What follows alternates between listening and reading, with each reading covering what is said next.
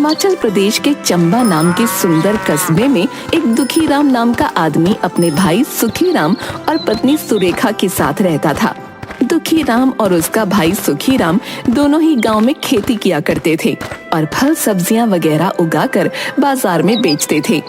सुखीराम हमेशा अपने आप से खुश रहता था, जबकि दुखीराम उससे बिल्कुल विपरीत था।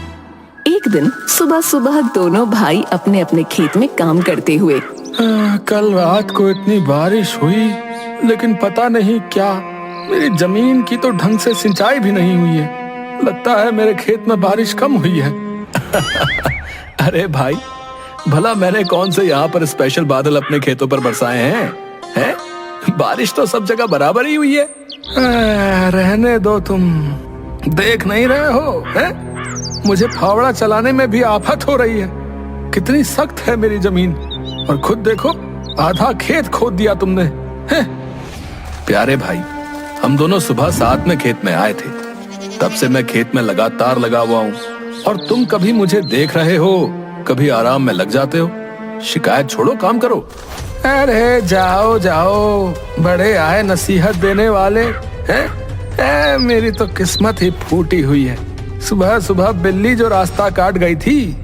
शाम को खेत से वापस लौटते वक्त, भाई आजा, साइकिल पर बैठ जा, साथ में घर पहुंच जाएंगे। अब इतना बोल ही रहे हो तो चलो छोड़ दो घर तक।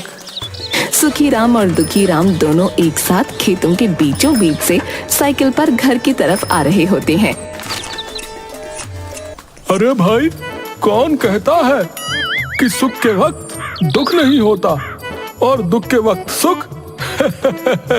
सुख दुख दोनों साथ में आ रहे हैं। उनकी बात सुनकर सुखीराम साइकिल कनुआ की दुकान के पास रोककर कहता है, अरे कनुआ भाई, मेरे भाई का नाम दुखीराम है, पर वो हमेशा प्रसन्न चित्त ही रहता है, समझे? दुखीराम परेशान होकर साइकिल से उतरता है और उतरते वक्त उसकी धोती साइकिल की चेन में अटक कर फट जाती है। अरे अरे, रहने दो सुखीराम, तुमने जानबूझकर मुझे साइकिल पर बैठाया था ताकि गांव वालों के सामने मेरी धोती फाड़ सको। हे भगवान, कैसा भाई दिया है मुझे। मेरी किस्मत में कितने दुख लिखे हैं। लो भाई, कथा शुरू हो गई। अब बताओ सुखीराम, मैंने कुछ गलत कहा था क्या? ऐसी लीला तो हमारे चंबा में ही देखने को मिलती है, जहाँ सुखीराम हमेशा खुश और दुखीराम रोता हुआ मिलेगा। सुखीराम, तुमने आज बहुत गलत किया है मेरे साथ। भाई, मैंने तो तुम्हारी मदद की थी बस। अरे सुनो भाई। शाम के वक्त चाय की टपरी पर कुछ लोगों के साथ मुखिया भी गप्पे लड़ा रहा होता है। तभी वहाँ दुखीराम आता है। आओ भाई दुखीराम, कैसे हो? अरे रमेश, अरे दुखीराम के लिए चाय का गिलास लाओ भाई। धन्यवाद मुखिया जी, धन्यवाद। लो भाई, गर्मा गर्म चाय पियो। दुखीराम चाय लेता है और पीने लगता है। अरे साथ में मट्ठी तो दो रमेश भाई, दुखीराम को अकेले चाय पिलाओगे बस? है? रमेश मट्ठी भी दुखीराम को देता है। अरे वाह, आज का दिन तो बहुत अच्छा है मेरा। चाय फ्री में और साथ में मट्ठी भी। अच्छा भाई रमेश, चलते हैं? चाय के पैसे का तो तुझे समझा दिया है। जी मुखिया जी, ठीक है। रुकिए मुखिया जी, मैं भी चलता हूँ। मुझे काम से पठानकोट के लिए बस पकड़नी है। वो मेरी बुआ हॉस्पिटल में है वहाँ। और कलुआ मुखिया जी के साथ वहाँ से खिसक लेता है। अरे रमेश भाई, क्या मस्त चाय बनाई है आपने। मजा आ गया। अच्छा रमेश भाई, चलता हूँ, है जरा मुझे काम से जाना है। हाँ भाई, काम से सबको ही जाना है। तुम्हारा टोटल 90 रुपए हो गया, 3 चाय और 3 मट्ठी। हैं? क्या बोल रहे हो रमेश भाई?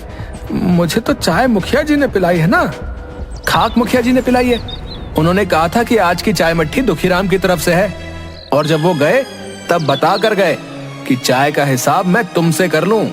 अरे ये बुढ़ाऊ मेरा उल्लू बना गया। किसी दिन इसे नदी में धकेल दूंगा, बता रहा हूँ।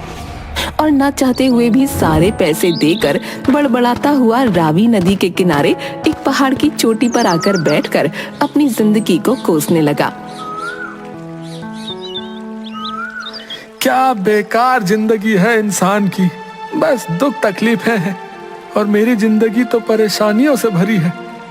धिक्कार है मुझे इस जिंदगी पर। तब दुखीराम सामने खुले आसमान में उड़ते हुए एक बाज को देखता है और देखते ही देखते वो बाज आसमान से नीचे जमीन पर डुबकी लगाते हुए अपने पंजों में एक सांप को दबोच लेता है और दुखीराम के बिल्कुल सामने एक सूखे हुए पेड़ पर बैठकर उसे खाने लगता है।